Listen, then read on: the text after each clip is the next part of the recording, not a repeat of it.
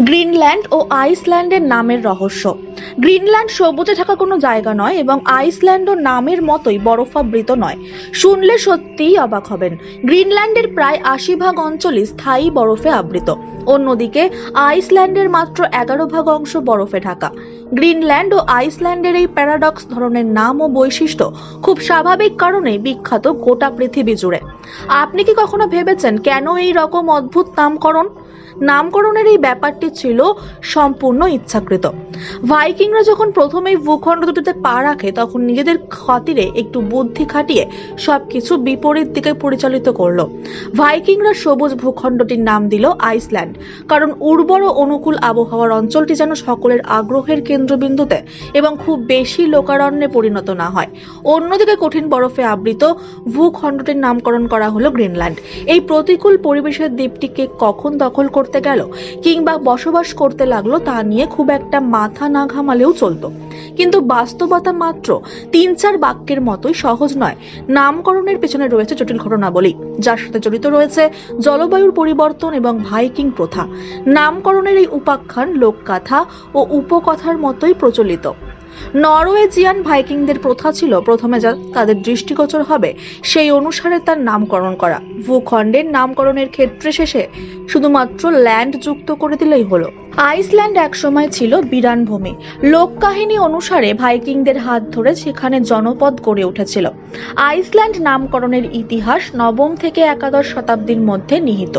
লোককাহিনী অনুযায়ী Norwegian Viking নাদাদর প্রথম Iceland আবিষ্কার করেন এবং যখন এই দ্বীপের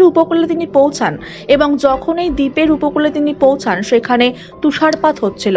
প্রথা অনুযায়ী নাদাদর দ্বীপটির নামকরণ করলেন স্নোল্যান্ড। নাদাদরের পর আইসল্যান্ডে পা রাখেন সুইডিশ ভাইকিং গারোর সভাভারসন বসতি স্থাপন করার পর সেটি নিজের নামে নামকরণ করেন গার্ডারসলমুর বা গারোর দ্বীপ। আজও এই নাম টিকে রয়েছে। আইসল্যান্ড আরেকটি যে নামে পরিচিত তা হলো গার্ডারসলমুর। গারোর পরে দ্বীপে যে ভাইকিং বসতি স্থাপন করেছিলেন তার ভাগ্য ছিল দুঃখ দুর্দশায় পূর্ণ।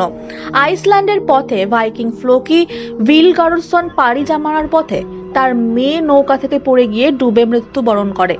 যতদিন না আইসল্যান্ডে পৌঁছান ফ্লোকি, ততদিনে দ্বীপের উদ্দেশ্যে নিয়ে যাওয়া সকল পশু পাখিও মারা যায়। সবকিছু হারিয়ে খুব হতাশ হয়ে পড়েছিলেন ফ্লোকি।